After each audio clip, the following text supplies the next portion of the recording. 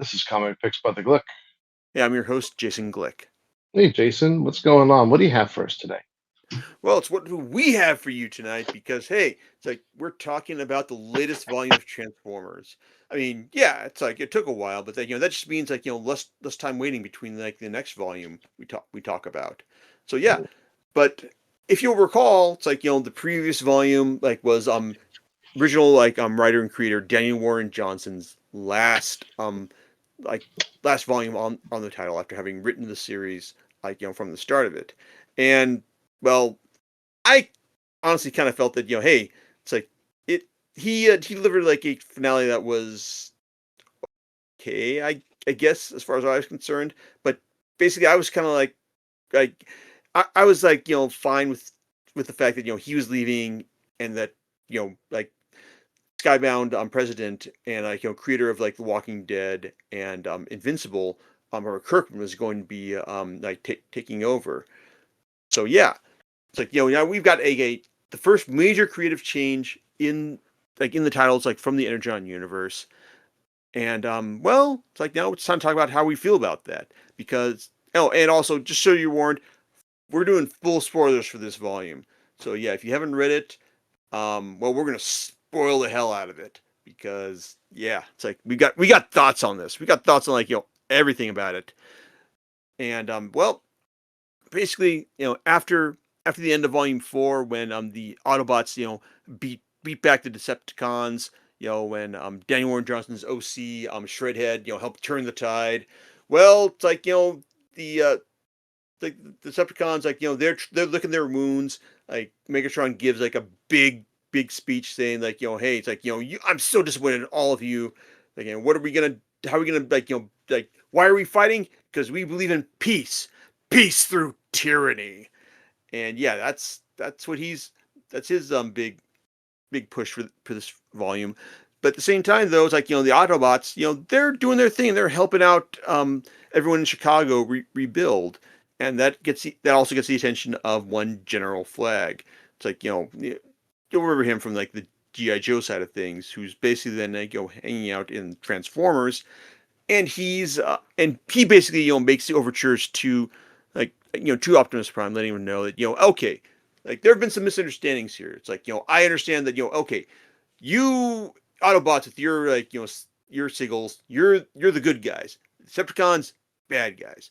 Okay, so I want to help you out, and he lets Prime know that hey, he's that they've basically been they've recovered Bulkhead and it's like and Mirage, and also they've got like a big old store of energon that they're willing to like like hook them up with, just as long as like they're willing to like work with them like in the future. Oh, and he also introduces them to like one of their big like science guys, Miles Mayhem. More on him in a bit, but basically this volume is all about just establishing the new status quo, and establishing Kirkman's style like through this volume. And Kirkman, as I've said before, like on this podcast and in the blog, he's a guy I've got a lot of time for after his work on Invincible and The Walking Dead. No, what he's done in the past, hasn't, been on that same level, but it's still been entertaining. It's like, and and the guy does, has have a demonstration of like understanding, like, hey, you know, what do you need? What kind of like when to like institute a good twist, for like for the story. Problem, what I think with modern Kirkman's writing is that he's perfectly fine to just like let you soak things up rather than just deliver a like a lot of incident over the course of a story. Because okay, there's um there's a lot of stuff happens in this volume, but not all of it feels consequential to the greater plot of the series. It's like I mean, there's like like Optimus like dealing with like like sound like with Soundwave as who he takes as a prisoner, like trying to reconcile with Thundercracker, and also with like dealing with Skywarps, situation, as he was hooked up to arc, it's like the arcs, computers, back in volume one. It's like, and also just like everyone just getting on the same page. Oh, and also just setting up the like events that are going to be like relevant to the pages of Mask, like in its own launch as well. Because in case you hadn't heard, like Mask is launching its own like ongoing series, and bits from this volume will also be, and the issues it contains were reprinted in an Origins comic that dropped in a blind bag with the first issue. So so there you go. Like there's a lot of stuff that happens here, but but John, it's like I guess like I want to ask like so are there any like like Transformers stuff that I should be like that everyone should be more aware of here? Because I mean I can see it just what's going on here, but like is there any like like deep lore like I should be aware of? Deep lore. Well, first of all, maybe you shouldn't hire a guy whose last name is Mayhem. This is true. This is definitely a Just thing. a thought. Just a thought. No. So in terms of deep lore, um, I think it's unusual. Well, um, it would be also getting. So I'll put it this way. Um, the order of the matrix of leadership should be that a leader dies and goes, and then there's a successor. That's Oh, usually how it's done. That's deep Transformers. okay. So Um, Megatron in this does it well. Let's see here. I'm just thinking about. Let me give some. Um, let's see here. In this, it's kind of interesting because it's not. There isn't a lot of deep Transformers lore here, and that's the thing that's kind of outside of maybe the Matrix thing here. It's um, a lot of these concepts are. I found this to be like a kind of, how should I say this? More of like what you expect. I mean, like, hey, there's something going on. Somebody wants to get something. Someone's taken captive, and they want, free them. Things like that. But in terms of deep lore, I'm not picking up as I read this volume, I didn't really pick up on any of it, and anything that might appear to be deep lore really isn't. It's just something new introduced. That's what I would say. okay, so Um, when a Megatron starts freaking out and goes, like, no, not again, not I don't want to be like tried again by DZM. This is a new thing then. um, yeah, largely it is. There isn't anything I can equate it to. So the whole Magnus thing is, I've never seen that. Really? Although I kind of like that. I was like, hey, that's kind of cool. Um, and Yeah, so that was cool. Yeah. Um, I mean, like, I thought like it was interesting, like they did the the try like the whole like promotion like to Magnus with with RC, but Hmm. I also just kind of felt that it was like really kind of like given like short shrift, and, like it was just happened over like a couple pages, like mhm. off panel. It's like so. I mean, like that kind of felt like something like that should have been given more focus than it was. Like for as something that is as important as it's made out to be. Yeah. No, I agree. So, and therein lies what I found interesting, more interesting in this volume was more the whole, and believe it or not, I liked General Flag. Um, Yeah. I was really impressed at how he handled Mr. Mayhem. I was like, I kind of chuckled because when I read that, I was like, yeah, that's fantastic. And he turns out to be in this volume. like, hey, look, here's what we're done, Mr. Prime or whatever he calls him.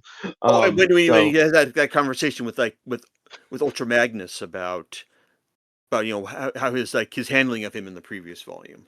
yeah, yeah, and that too. And you're just like, okay, yeah, here, and it just came off like his character came off to be more interesting. So in this volume, Miles is like, Mayhem just like, okay, I see where you're going with this. Is it going to be in the shadows forever? Nope, they're just going to reveal it now. Okay, fine. And that's fine. Throw them out there and get We the all knew sequel where out this is there. going. Yeah, Like, even exactly. if his Just name wasn't Mayhem. yeah, for me it was like just rip the band-aid off. That's fine.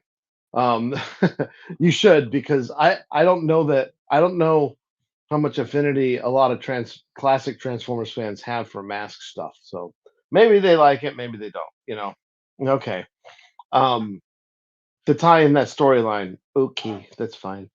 But like I said, General Flag definitely a cool thing, and I would say the RC thing is kind of interesting too. I felt like it was. Uh, I felt like it was a little weird, but I was like, okay, I can deal with this. This is a cool upgrade. So neat. All right. Uh, um, yeah. So I don't know, but in terms of deep lore, not really. The only deep lore piece would be about the Matrix. That's all I really told you. Okay. Yeah, it's like, I appreciate that, and that's interesting, especially since it sets up like it sets up the Autobot schism at the end of the volume, where Alita 1 basically comes back and just says like, "Hey, it's like she she is rightfully pissed at Optimus for what he's done like over the past couple volumes. Like she views him as being like disloyal to the Autobots' cause, like as it relates to Cybertron." And it's like it's like you can't really like you can see where she's coming from here, and even if like this is like like a temporary thing, like I don't know, it's like I mean, are we really just gonna get like Optimus being Optimus for like for an extended period? Like, is this gonna be like the new status quo going forward? I don't know, but I it's like it'll be interesting to see if I were a betting man, part of me feels I kind of feel that we're heading towards like a power corrupts type thing. Like basically, like Alita is just going to like she's going to she's going to like help win the war on Cybertron, but she's going to probably want to being as power hungry or like as like just hey after she's won she's going to be as like it's like as power hungry as like Megatron was, and we're gonna head into a storyline where like Optimus is gonna have to show up to stop her, and that he's gonna retain the matrix of leadership. Um, Yeah. What do you say? With great power comes great responsibility. yeah, it's like I remember hearing that too before. Yeah, but Somewhere.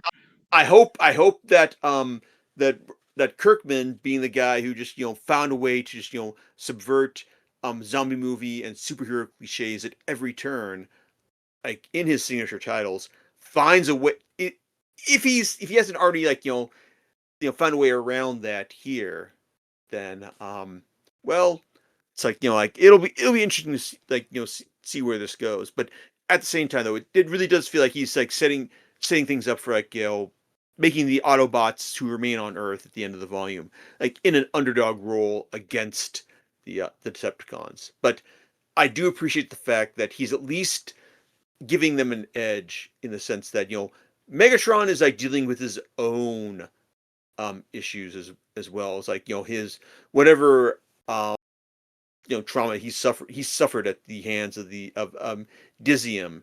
It's like in Mhm. who I'm assuming is I guessing that this is like who is tormenting him in that first story in the previous volume and not Unicron. But well, we'll see about that. Oh, Yeah. No mentions of Unicron have been made. That's why I didn't draw any connections to that. yeah, it's like I get the feeling I get the feeling Unicron's a card that they're going to pull at some point here, and it could just be something that draws all the Energon universe together at some point. Like I think that when quintessence. We're just like saying, we're not going to mention that guy in the fourth volume of Void Rivals. That's who they're talking about. But well, I guess we're gonna see.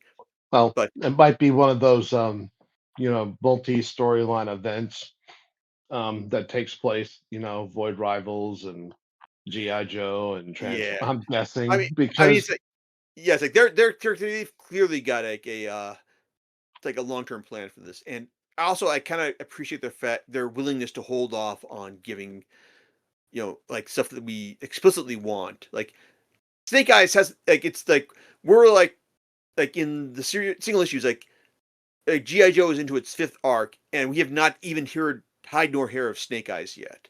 So they're clearly willing to hold off on giving us the stuff we expect, and yep, like credit to I want to give them credit to that. So yep. Oh yeah, we do. The GI Joe fans out there do want to see that. So and yeah, so it's coming, I'm sure. yeah, it's like it's just a matter of when not if. But I appreciate their restraint, like uh, like in this regard, like and just and also but also so John, like how do you feel about seeing Shockwave, alive and well again after getting his head crushed back in Volume 2. Oh,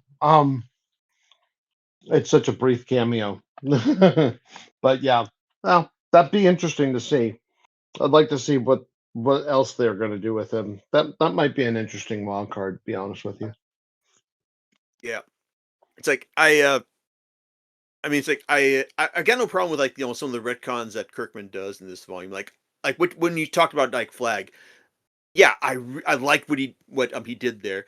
Basically, just recasting him as just saying, hey, I had no idea what was really going on here, and now it's like I want to make things right. Just doing like playing straight with Prime, um, and just like telling Ultra Magnus like, oh hey, this is how I saw things, and like I admit that I was wrong here.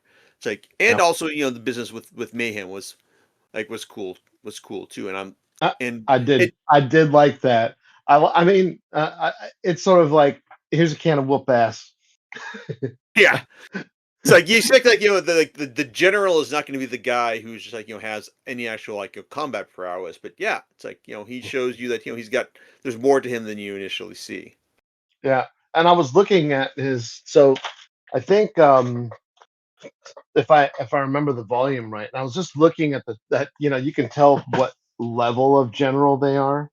Um, and I believe he'd be a two-star general, so that would make him a major general. One star is a brigadier general, and then below that is a full bird colonel, which it's not uncommon for them to be on the field and be practicing things. So that's yeah, they're in command of troops, but they're also on the field, so they have to know things, right? So they have to know self defense and idiots that want to throw haymakers at them. Um, Exactly. Yeah.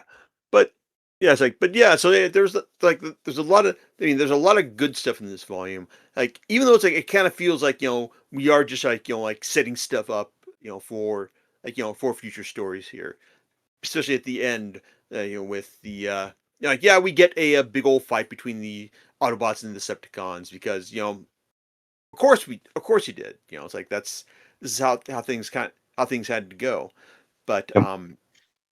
it's like, but like it at the end, like like we do get like a clear direction forward in terms of, like there's going to be like a leader prime leading the Autobot charge on Cybertron, which it's like I hope something like comes of that, and we know that there's stuff happening in on the Void Rivals side of the Energon universe that's hopefully going to like influence that, or with Hot Rod and Springer, bringing their stores back to that their newly found stores of Energon back to Cybertron. So like I kind of want to see how like how that influences things. Well, remember, Hot Rod gets the Matrix in the movie, and he becomes Rodimus Prime.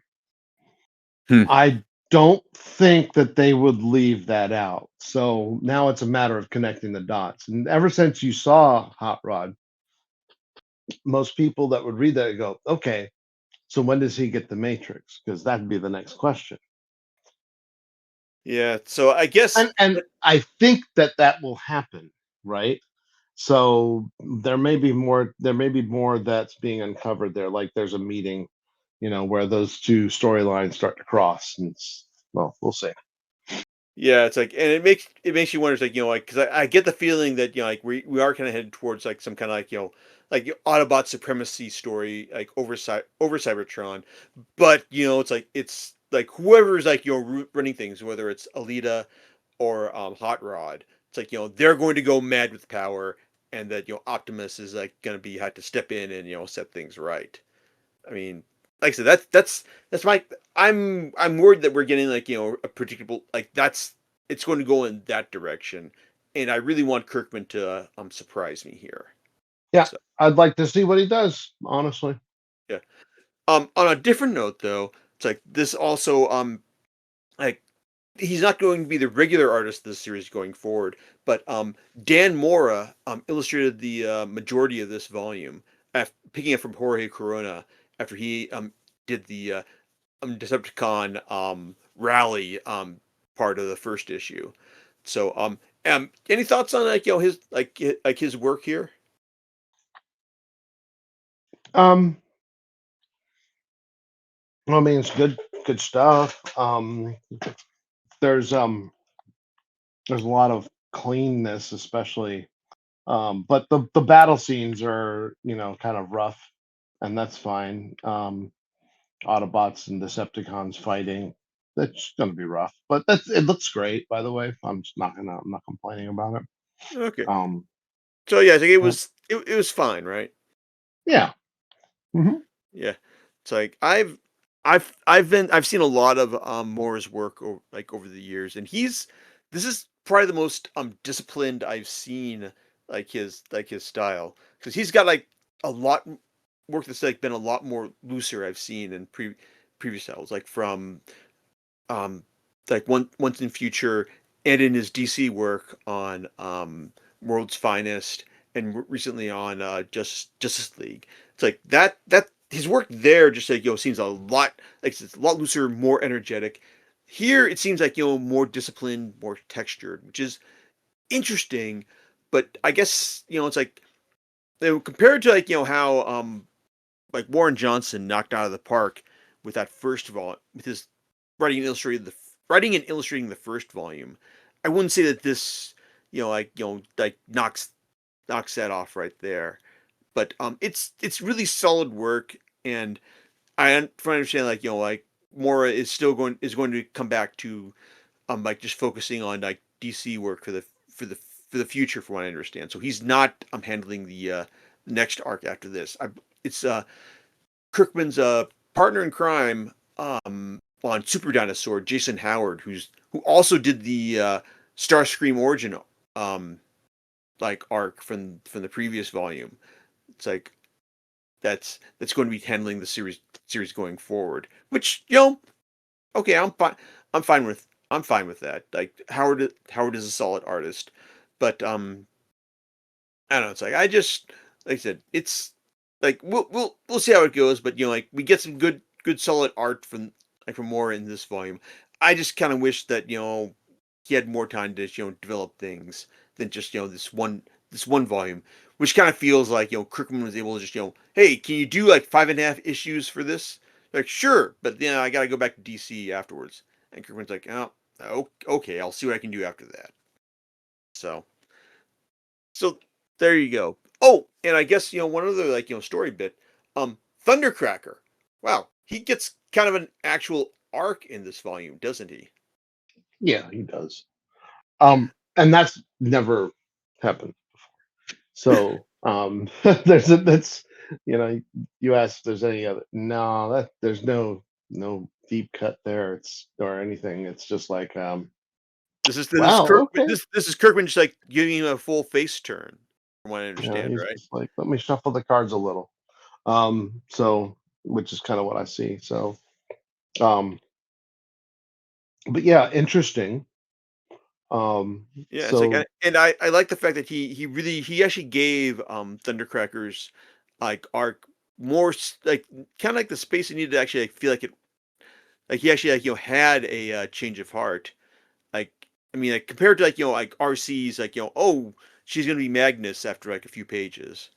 So I no. I liked seeing with what's happening with Thundercrackers. Apparently, like he's going to be part of the new Constructicon amalgamation, or Mm. I forgot, what's the Oh, that might be a little deep cut. Now I'm remembering, but not there. Amalgamation? You said what? yeah, it's like I mean like I know that the it's like I mean like, the Decepticons have like what the Constructicons and the what Bruticus. Yes. So Yep. okay, so in the Correct. Autobots have like their have whatever like Thundercracker and the other flying ones are going to be part of. Like this is why I need you, John, because I don't know like how I can communicate any of this here. Yeah. Um, there is, you did remind me of something, but let's see here. I'm actually flipping through the volume, see if I can't find it. Um, there's a part uh where um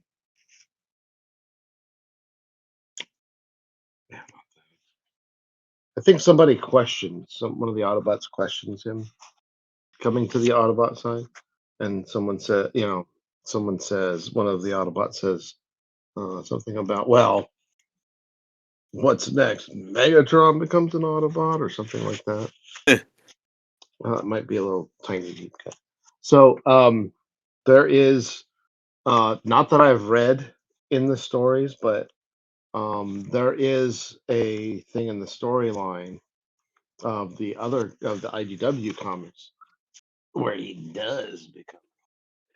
Oh I yeah, like this. I've heard about that too. Mhm, yeah. So I'm like, okay, well, oh, and reading that, it was kind of like, yeah, I kind of think that's what you're doing. That's fine. It was just fun to read. So, um, Yeah. but yeah, But what I think that the like what the Autobot Combinacon is like what Superion or something like that or Superion is the area boss. okay. The Combaticons, um, Combaticons make Bruticus, and then Devastator is the Constructicon. Okay, but the Superion is on the Autobot side, right? Yes, correct. Okay, so I think I've seen like covers in the solicitations where Thundercracker becomes part of like Superion like in future issues. So Oh, interesting. we'll see how that goes. Yeah, interesting. Yep. Yeah. But I guess like overall it's like so did you enjoy this volume? Um, it parts. So I think you're right. There's a lot of setup here going on, and yeah, we have a couple of chess pieces moving on the board.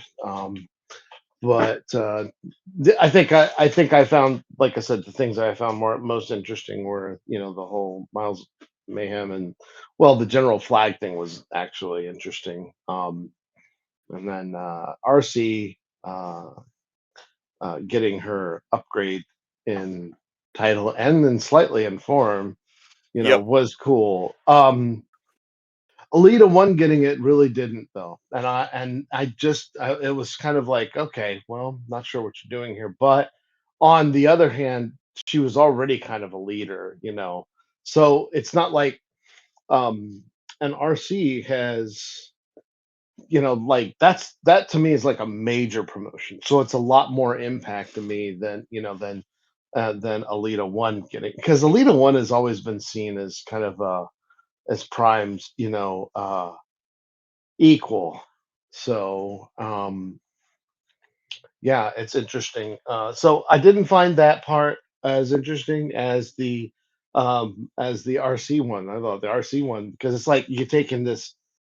she's awesome. Yeah, she should be, for whatever reason that Ultra Magnus thought it would be appropriate. He's kind of caught up in his own thoughts, so I guess okay, whatever. He's still got, like, Transformer, PTSD to work through from what like, Basically, from the first 4 volumes.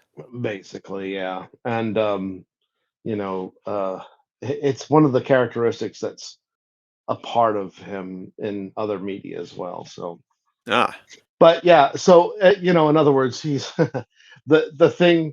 I think Myron and I would joke about is like in the Transformers movie, he just says, he's presented with the problem, and then another problem comes up, and he's just like, I can't deal with that right now. I'm just like, that's a good phrase, like, um, you know, uh, and he does assume the mantle of leadership, um, but he's kind of the reluctant leader, and he's always said, "I'm just a soldier."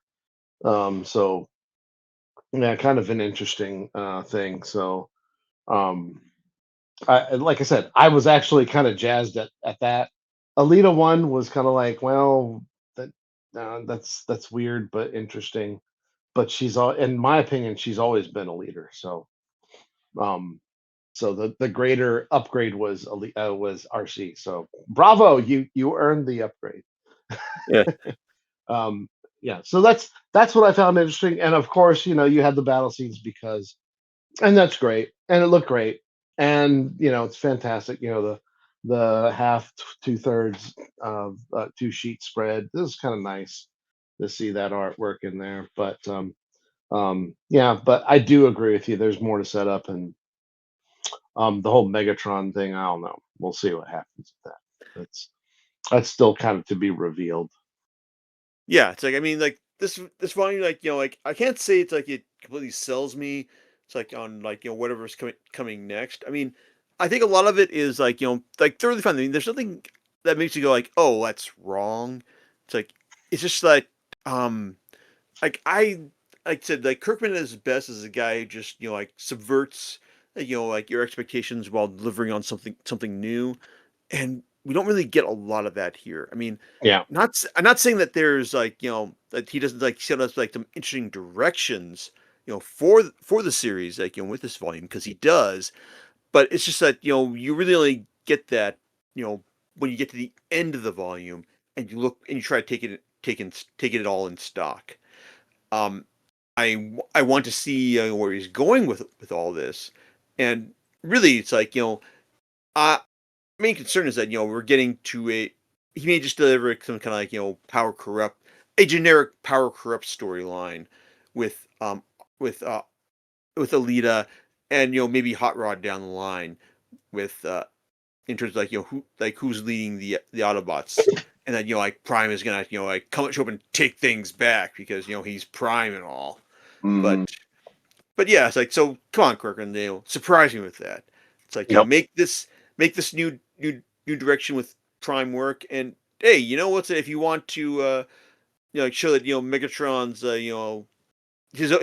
his own specific case of Transformer PTSD, like, causes him to, like, join the Autobots at some point. Then yeah, it's like, I wouldn't be averse to that. But, just, surprise us, man. It's like, what's here. It's like, implies that, like we're getting into a unknown territory here with, like, Optimus no longer being Prime. But, hey, show us something that, in, like, the next volume that makes us go, hey, it's like, I was not expecting you to go there. That's Yep. that's all I ask, man. Yep. Yep. I agree. Do you know what we talk about next time? Well, I just found out that my latest like shipment from Cheap Graphic Novels, like is off. So in theory, I should be able to talk about Rick Remender's latest short form series, like Sacrificers, next time. All right. We'll catch you next time on Comic Picks by the Glick. Later, everyone.